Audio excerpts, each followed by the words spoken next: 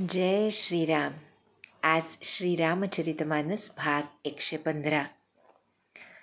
रामे चित्तलयः सदा भवतु मे, भो राम मामुद्धर.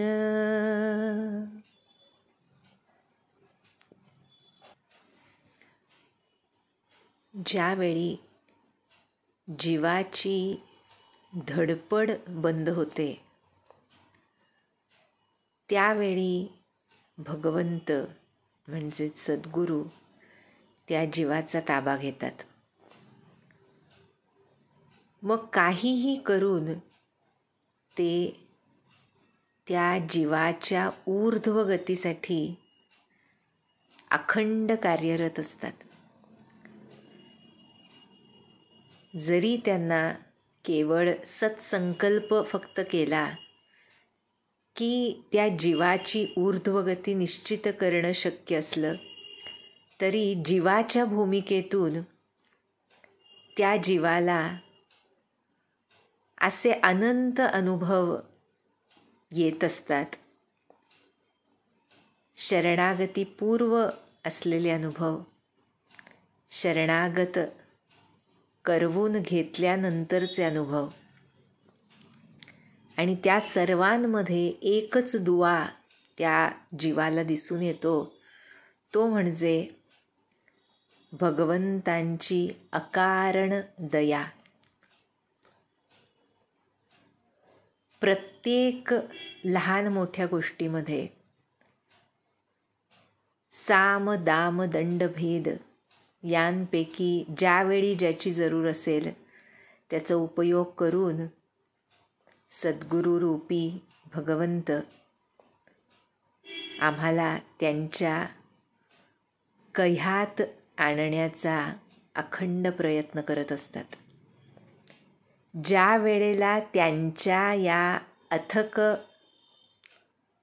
कार्याची जीवाला चुणूक मिळते त्या वेळेला खऱ्या अर्थानं सर्व धडपड थांबून तो जीव शरणागत होतो. आणि केवळ मोठमोठ्या संतांनी नव्हे तर इथे सीता माता प्रत्यक्ष भगवती आम्हाला तिच्या उदाहरणातून कसं राम करता हा भाव तिच्या मनात सुद्धा अखंड जागत आहे. म्हणजे आपलं आराध्य भगवंत हेच करता आहेत, त्यांनी जर मनात आणलं तरच हे शक्य आहे. आपण जे बघतोय सीतेच्या मनातल्या भावभावना त्यांमध्ये कुठेच मीपणाचा अंश नाहीये. पहा, कुणाच्या प्रत्यक्ष भगवतीच्या. म्हणून जसं काल म्हटलं गेलं की पूर्ण रामायण हा बोध आहे जीवांसाठी, आमच्यासाठी, की जोवर तुम्हाला मी करता वाटतोय तोपर्यंत ती शरणागती येणार नाही, आणि शरणागती झाल्याशिवाय ऊर्ध्वगती केवळ अशक्य. त्यामुळे सीता माता हो प्रसन्न महेश भवानी अशी भगवत चरणी आळवणी करतेय की तुमच्याच कृपेनं जे इप्सित आहे ते साध्य होऊ शकेल. आणि हे करण्यामागची तिची तळमळ, तिची तीव्र इच्छा आणि अद्भुत असं श्रीराम प्रेम आपण बघतोय. त्यामुळे रोमांचित शरीराने, नेत्रांमध्ये अश्रू आहेत अशी आमची सीता माता अनेक भावभावना केवळ त्या एका अत्युच्च प्रेमाखातर तिच्या हृदयामध्ये उमटतायत. आज आम्हाला तुलसीदास सांगतायत की ज्या पित्यावर सीतेचं अत्यंत प्रेम आहे, जनक महाराज अगदी लहानपणापासून सीतेनं असे प्रसंग आहेत की सीता जेव्हा लहान होती, जेव्हा या चारही बहिणी सीता, उर्मिळा, मांडवी आणि श्रुतकीर्ती जेव्हा खेळायच्या,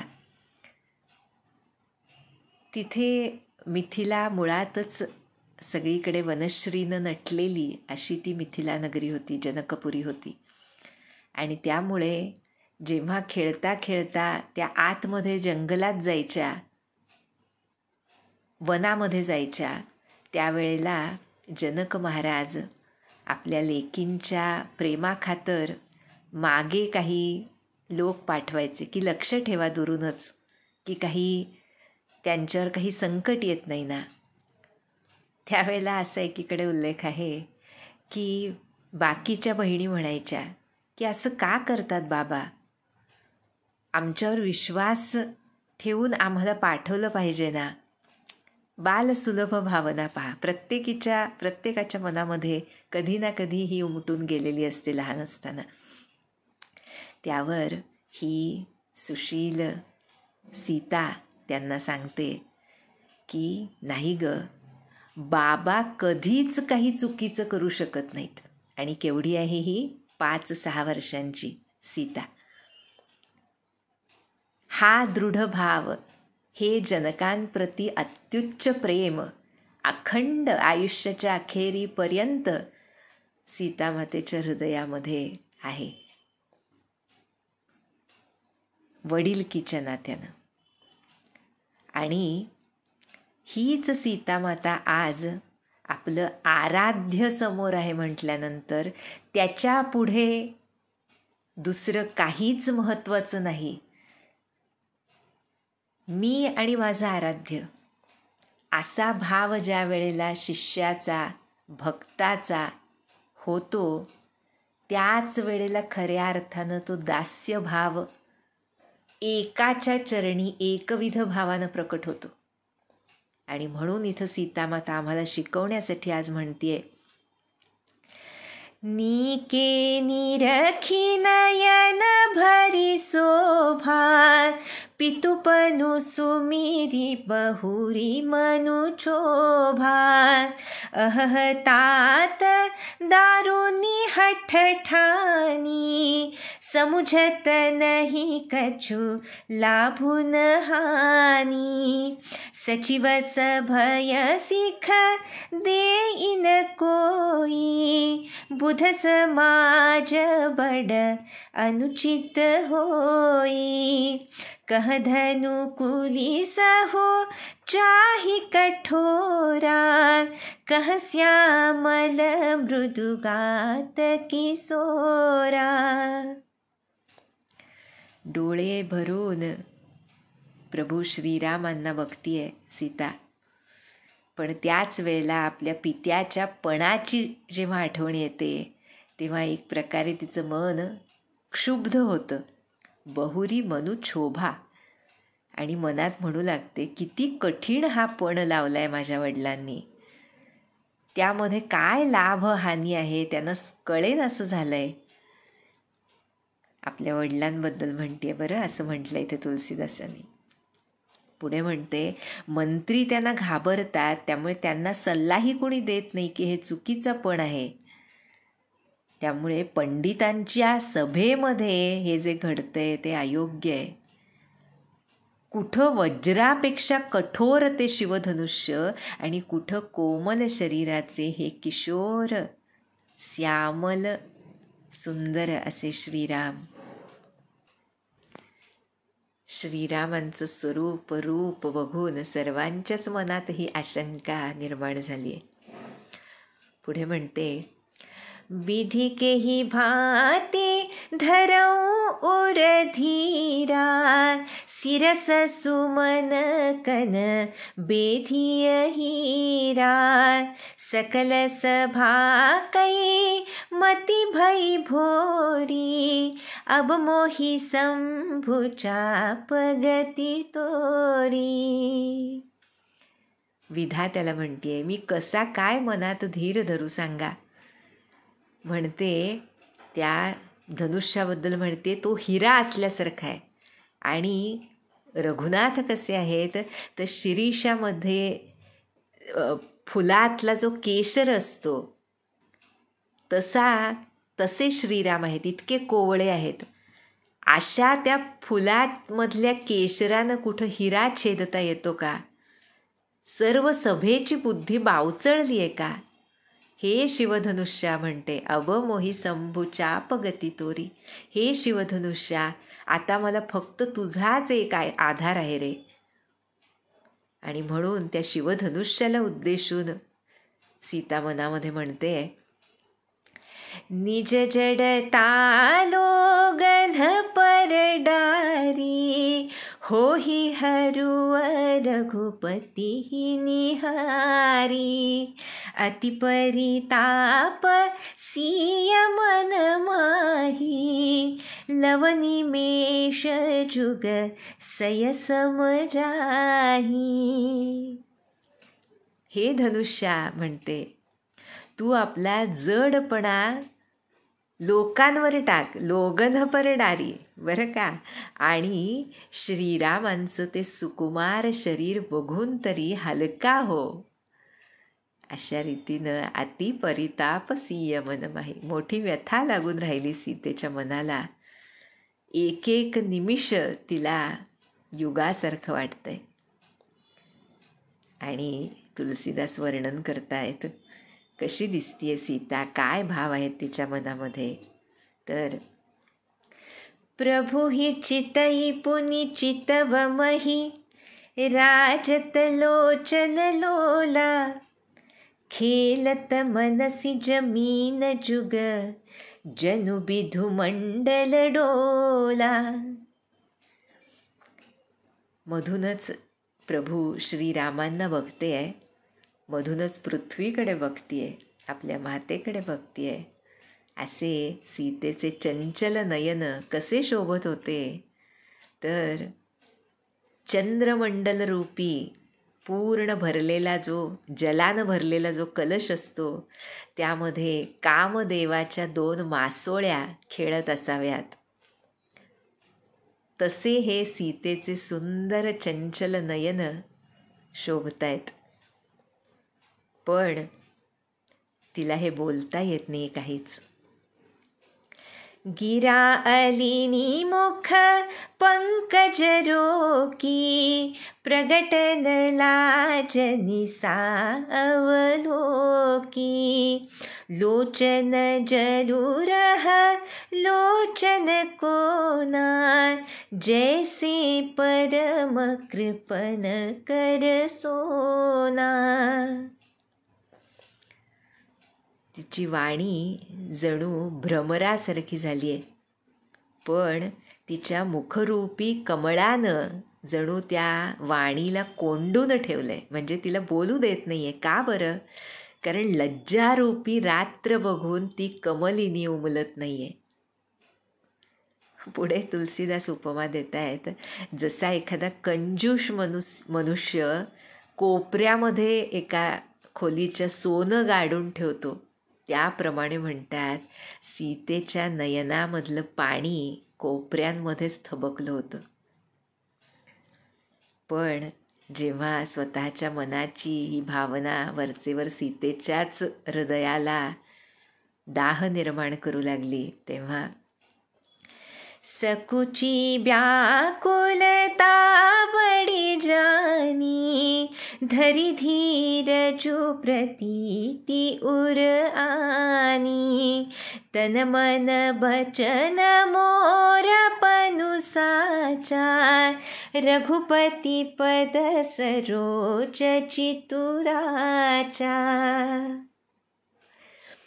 आपली स्वतःचीच व्याकुळता बघून सीता लाजली आणि एक प्रकारे धीर तिने धरला आणि मनात विश्वास बाळगला.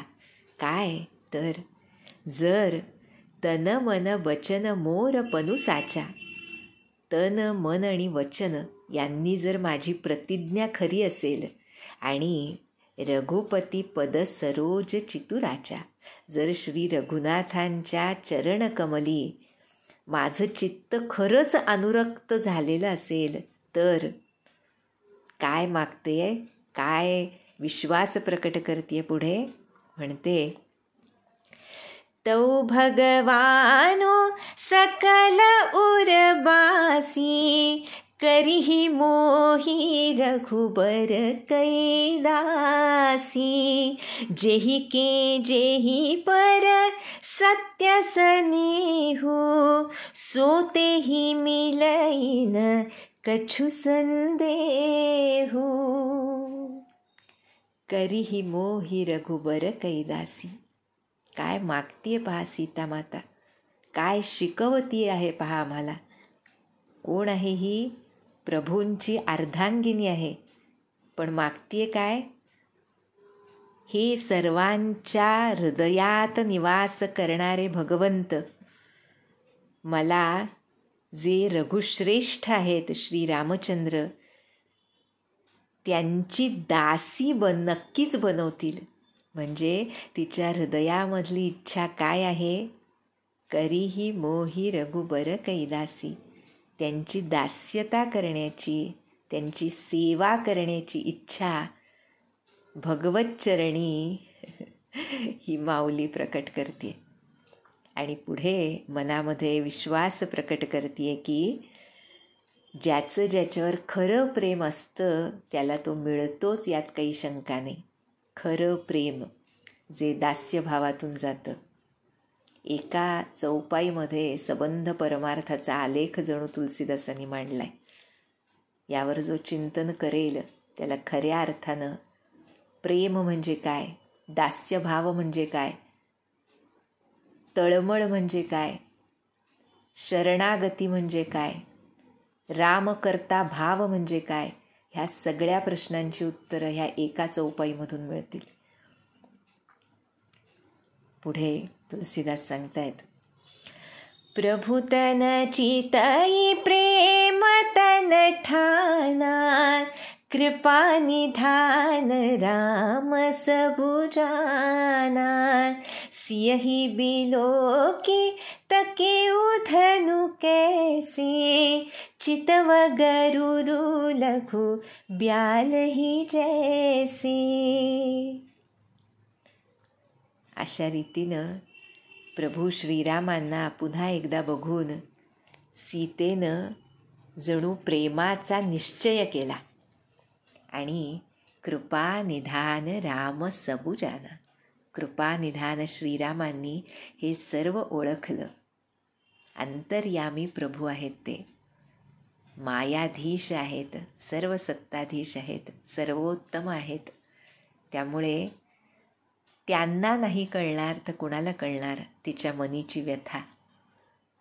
त्यामुळे त्यांनी सर्व ओळखलं आणि तिला एक प्रकारे विश्वास वाटावा म्हणून एकदा तिच्याकडे बघितलं आणि मग धनुष्याकडे असं बघितलं. वर्णन करतायत, चितव गरुरु लघु ब्याल ही जैसे. गरुड जसा एखाद्या छोट्याशा सापाकडे बघतो तसं प्रभूंनी त्या धनुष्याकडे बघितलं. म्हणजे काही मोठी गोष्ट आहे या भावनेनं बघितलं नाही आणि एक प्रकारे तिच्या मनाला शांती लाभावी यासाठी पुन्हा तिच्याकडे बघितलं.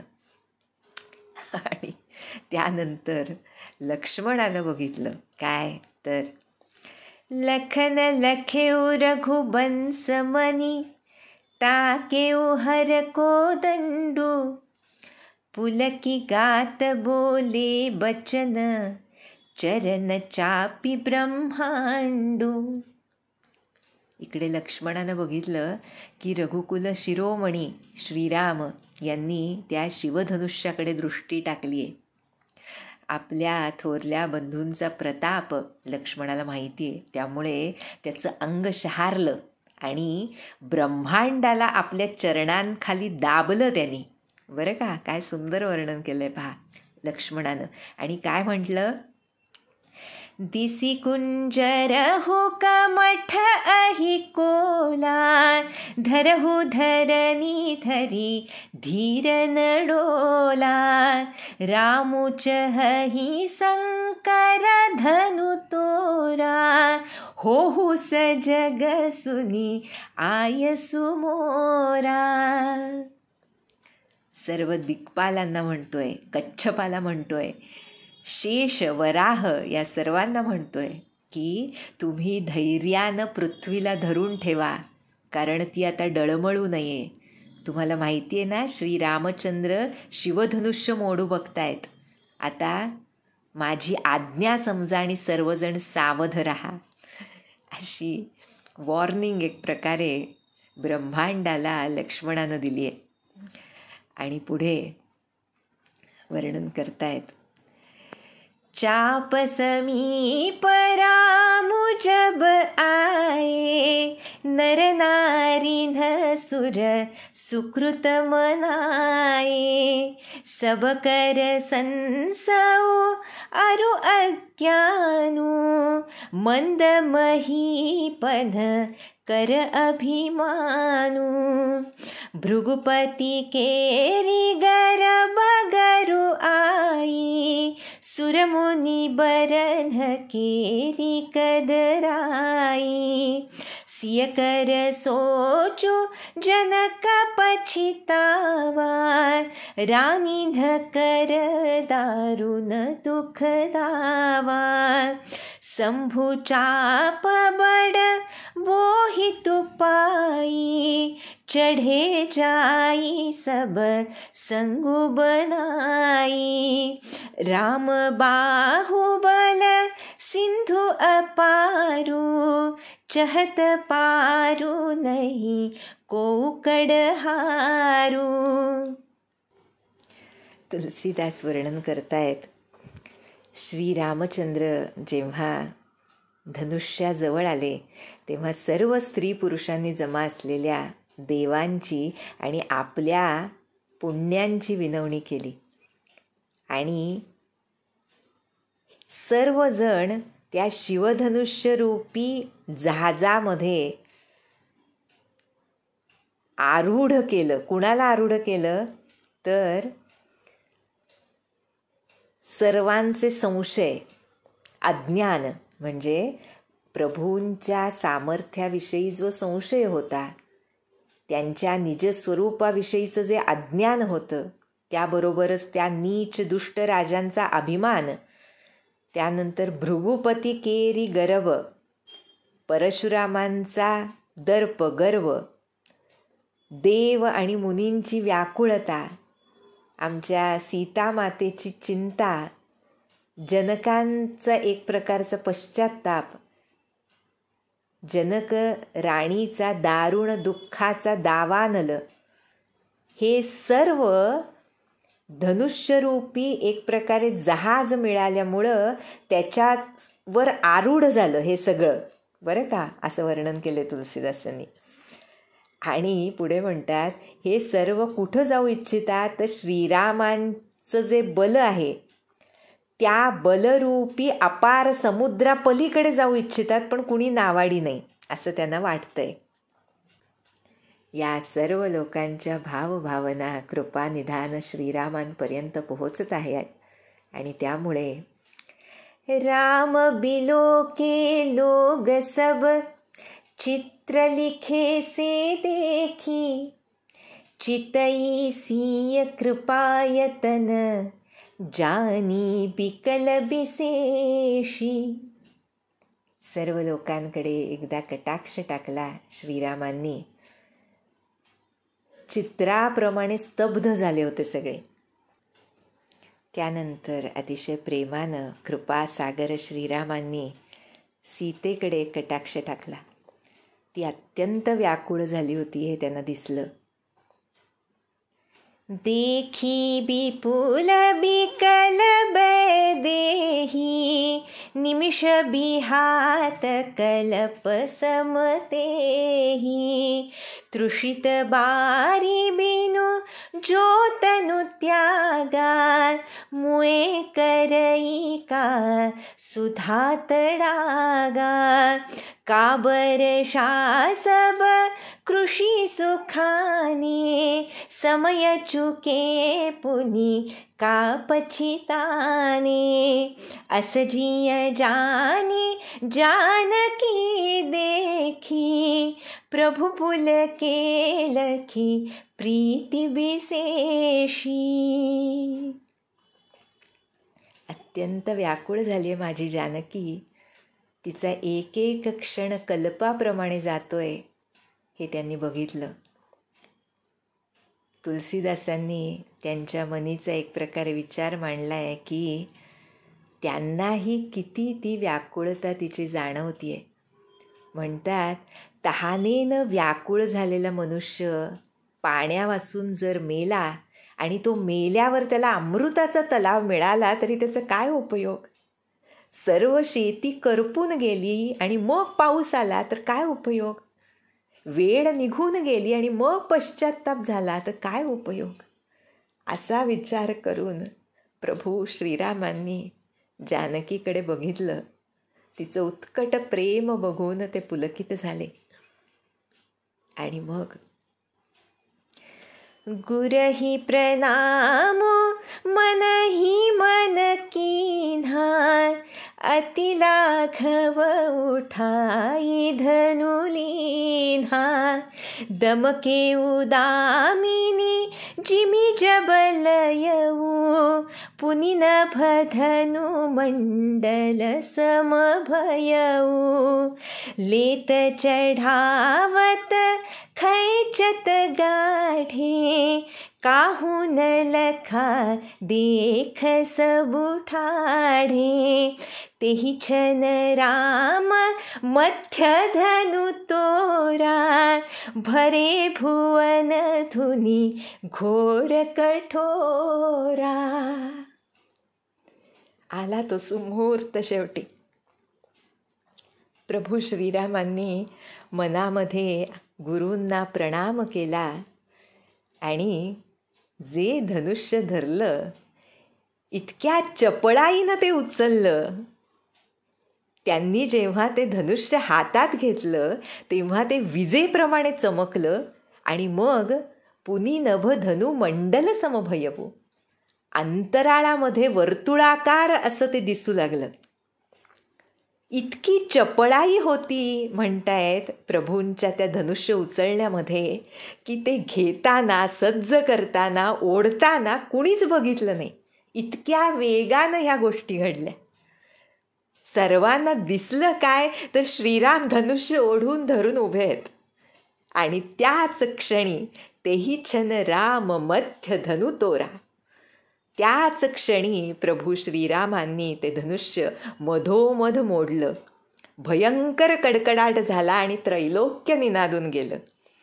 भरे भुवन घोर कठोर रवरबी, बाजी तजी मार गुचले. चिक्करहि दिग्गज डोल मही अहि, कोल कुरुम कलमले. सुर असुर मुनि कर कान दीन्हे, सकल बिकल बिचारही. कोदंड खंडेउ राम तुलसी, जयति बचन उचारही. भयंकर कठोर आवाजानं त्रैलोक्य दणाणून गेलं. सूर्याचे घोडे मार्ग सोडून धावू लागले. दिग्गज चित्कार करू लागले. पृथ्वी डळमळू लागली. शेष वराह कच्छप व्याकुळ होऊन तळमळू लागले. देव राक्षस मुनी सर्वजण कानांवर हात ठेवून व्याकुळ झाले आणि विचार करू लागले की काय झालं. आणि मग मात्र तुलसीदास म्हणतात की सर्वांना पटलं, लक्षात आलं की प्रभू श्रीरामांनी धनुष्य मोडून टाकलंय. तेव्हा सर्वच जण जयती बचन उच्चारही, श्रीरामचंद्र की जय असा जय जयकार सर्वजण करू लागले. सर्वत्र अत्यंत आनंदाचं वातावरण पसरलं.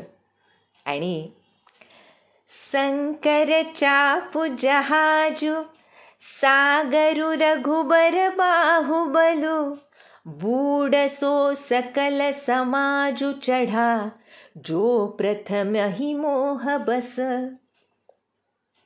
शिवांचं धनुष्य जहाज आहे आणि प्रभू श्रीरामांचं बाहुबल हे समुद्र आहे. हा मोठा म्हणलंय, समुद्र मोडल्यामुळे जो समाज मोहामुळं या जहाजावर चढला होता, शिवरूपी धनुष्याच्या जहाजावर. कसल्या मोहामुळं?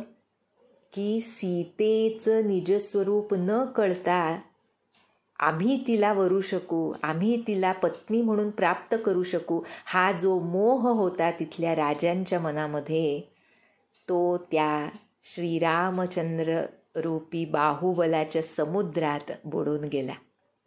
सर्वत्र आनंदाचं वातावरण पसरलं.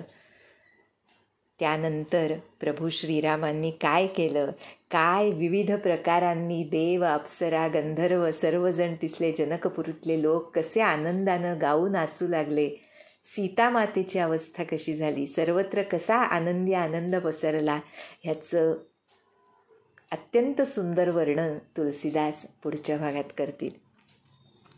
आज अतिशय महत्त्वाचा असा प्रसंग सद्गुरु कृपेनं आपण बघितला. आज पुन्हा श्री महाराजांच्या संयोगानं इंदिरा एकादशी आहे. आणि इंदिरा म्हणजे लक्ष्मी, म्हणजेच आमची मैया सीता, आणि एकादशी नारायणाचा दिवस. त्यामुळे ह्या अत्यंत गोड अशा संयोगावर सीता रामचंद्राचा विवाह प्रसंग सुरू होतोय. पण त्याची जी नांदी धनुष्य भंगानं झालेली आहे ती आज घडवून आणली श्री महाराजांनी. आणि खूप महत्त्वाचा संयोग आहे हा. अजून एक खूप गोड असा संयोग आहे, तो म्हणजे असं म्हटलं जातं, इंदिरा एकादशीला मुख्यतः पार्वती मातेची सुद्धा पूजा केली जाते.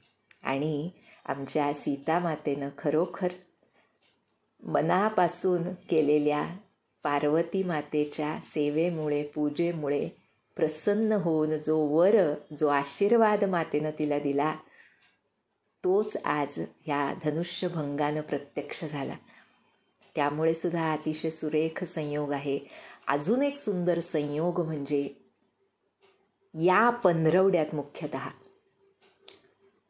सीताराम आपले खरे पूर्वज आहेत, ॲन्सेस्टर्स आहेत. अर्थात त्यांना स्थलकालाचं बंधन नाही, म्हणजे ते होऊन गेले आता नाहीत असं नाही. पण तरीसुद्धा आपण सर्वजण त्यांच्या मुशीतून जन्मलेली मुलं आहोत, लेकरं आहोत. आणि त्यामुळे आजच्या दिवशी त्यांच्या आदर्शाला सर्वोपरी मानून जो जीवन जगेल त्याला सीतारामांच्याच कृपेनं उत्तम अशी ऊर्ध्वगती निश्चित मिळेल. ती मिळावी अशीच आपण आपल्या सद्गुरुनाथांच्या चरणी प्रार्थना करूया. जानकी जीवन स्मरण. जय जय राम.